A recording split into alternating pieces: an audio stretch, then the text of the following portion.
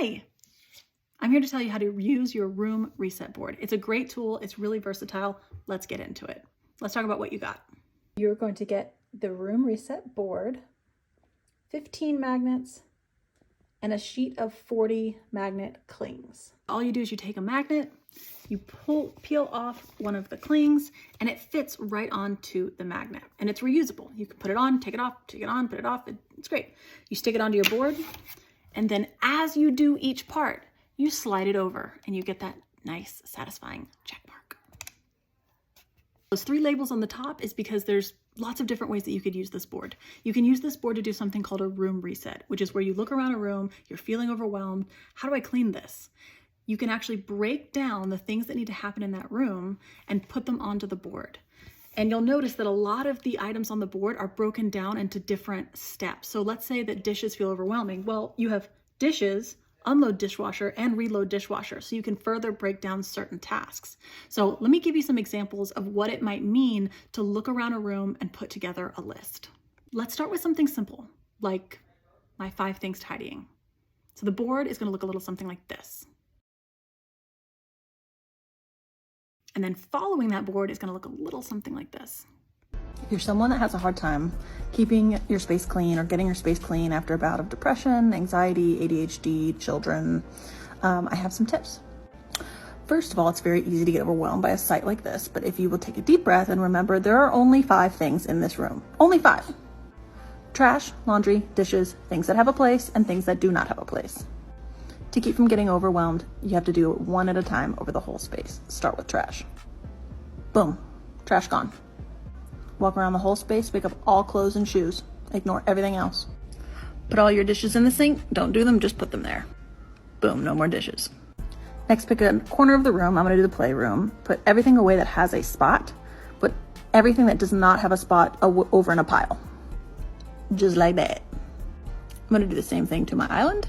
Now it looks like this. Now that your space is clear, you can decide where all this stuff goes. And now, it's livable.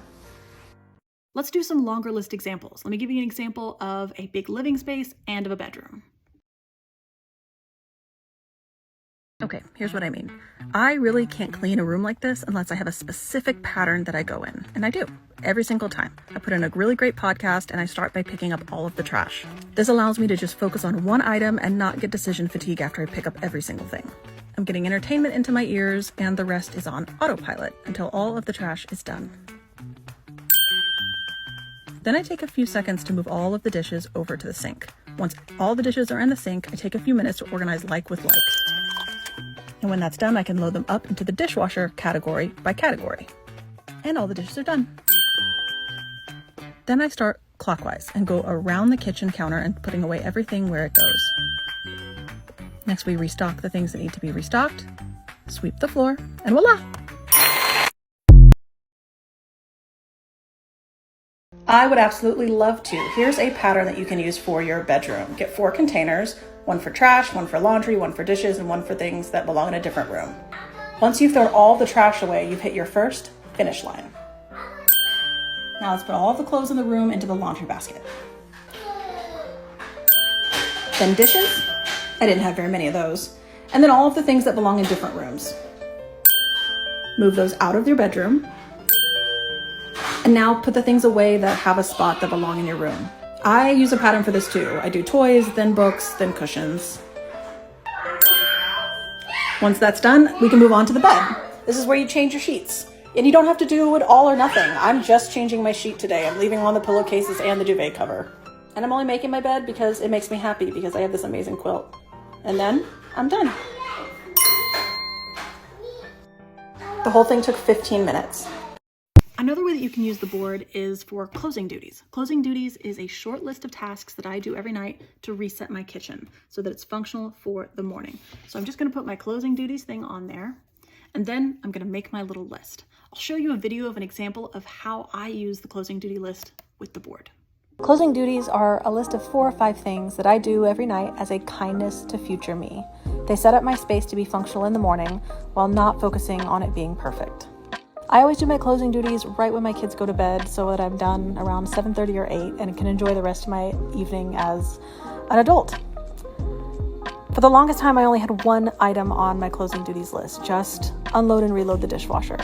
And I did that for months. These days, I also include clearing off the island, taking out the trash, and making a comfortable space for me to sit and enjoy my evening. The key is that I'm just thinking about what am I gonna need tonight and for the first few hours of the morning, just to be functional. That's it. So I don't worry about what the hallway looks like.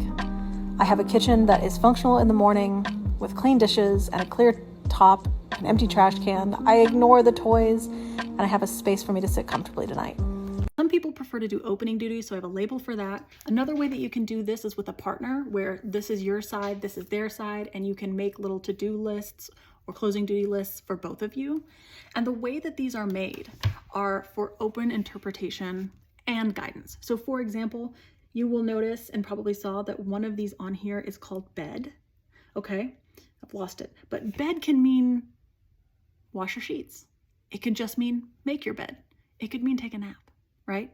Same thing on here with something like couch, okay? Sometimes when couch is on my list for a room reset, it just means straighten the cushions. Other weeks, it might mean get the dustbuster and get all those crumbs out and spot treat it. And then like once a year, that magnet will actually mean take all of the couch cushions off and wash and dry them. So you can use these to go as much or as little into a task as you need to. Lastly, you can use these as just a straightforward to-do list, okay? We have lots of items on here like brush your teeth, pack your lunch, wash your face, hygiene items, anything that you really need to use a to-do list for to get into rituals with care tasks. And if there's anything on there that you don't, a task that's not on here, you can actually write on these with dry erase or wet erase markers, okay? Hope it helps you.